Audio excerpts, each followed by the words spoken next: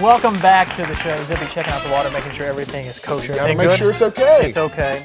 You're still stunned about Captain Cat, aren't you? I'm not even going to comment on Through that. the whole commercial break, he's asking every single one of the members of our crew what that was. He has no idea. I'm sure the people at home have no idea. Probably not. That was weird and strange and frightening. Let's move on because that's the only place we can go. Might as well move up, right?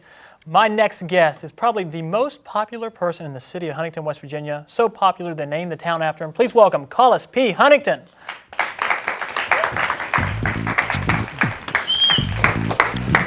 Mr. Huntington, thank you for coming on the show. Oh, it's my pleasure, my pleasure.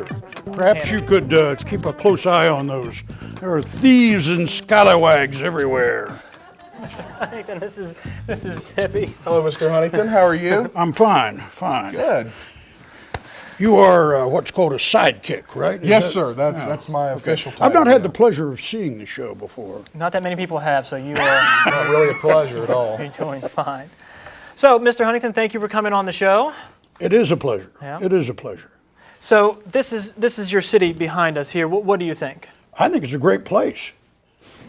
What do you think of the name? The name? I think it's wonderful. Isn't Huntington okay, a I wonderful guess. name for a town? Barboursville could have been better, but Huntington is good. Huntington. Or like Barboursville. Amazing Land.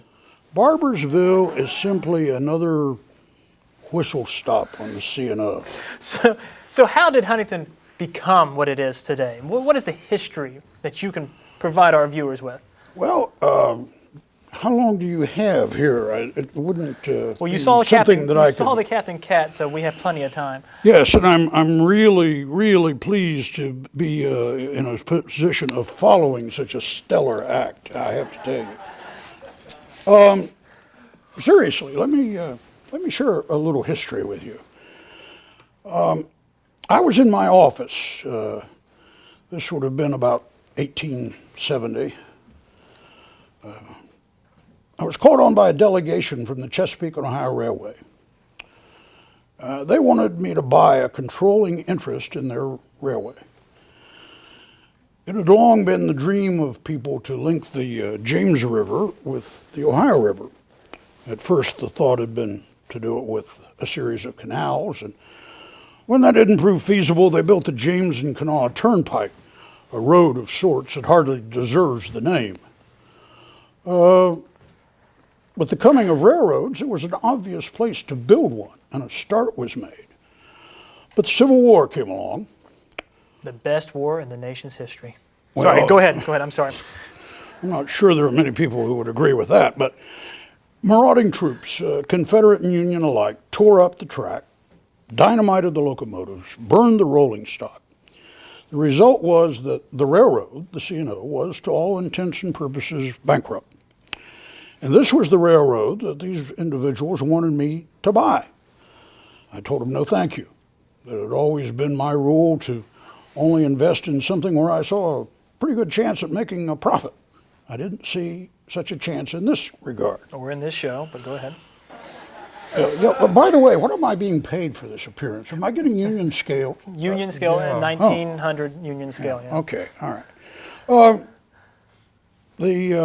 These were extraordinarily persistent gentlemen, though. They kept after me and they kept after me. And eventually I relented. It wasn't a great deal of money. And so I knew that if the C&O was to survive, if the C&O was to ever make a profit, that the tracks had to be laid as quickly as possible across what was then the new state of West Virginia. So in keeping with some other gentlemen, we set out by horseback to personally inspect the proposed right-of-way. And eventually we did get all the way across the state, and we came to the Ohio River in a little village called Guyandotte. You familiar with Guyandotte? I'm very familiar with Guyandotte, right next to Barboursville. Not exactly, but close. Now, I should tell you that at this point, there was a great epidemic up and down the stretch of the Ohio Valley of what might be called railroad fever. It's not the kind of malady that you'll find in a medical dictionary. It was the anticipation that people felt when they thought the railroad was coming to their town. Because with the railroad would come jobs and prosperity. So the people there in Guyandotte had a particularly virulent dose of railroad fever. They were sure their little town was going to be the western terminus of the C&O Railway. Well, a strange thing happened there, and I've often studied about it. Not sure I can explain it, but as I indicated, we were traveling by horseback, and I'm sure you travel by horseback a lot, and Yeah, you know it's mighty thirsty I go horseback work. every night. And we arrived there in the little village, and we had quite a thirst that we'd worked up. We decided that we'd like a bit of liquid refreshment, perhaps a glass of sarsaparilla, maybe something a little stronger if we could find it. We spied a likely boarding house where we could get a drink, and we tied our horses up at the hitching rack outside, adjourned inside. Mr. What Huntington, wake happened? up. No, I thought, No, I thought you no. dozed off on us there for a second. I do doze off occasionally. That was not one of them. Oh, That was okay, I'm sorry. That was I a do that all the dramatic. time, too. That was a dramatic pause. Oh. But you get to be my age, you'll drift off occasionally too. What happened then was very strange. My horse, instead of staying out in the dirt street there where a good, honest, self-respecting horse would be expected to stay, somehow managed to reverse his position so that he was between the hitching rack. Am I keeping you up? Not at all. Not at all. I'm very I thought that was a interested. yawn. No. The horse got between the hitching rack and the steps, and actually clambered up on the steps. And there it did what horses do. Would not be a. The horse pooped. Oh, Yes, yeah. yes. Okay. Well, Yeah. That's the long and short course. of it. Yeah. Yes.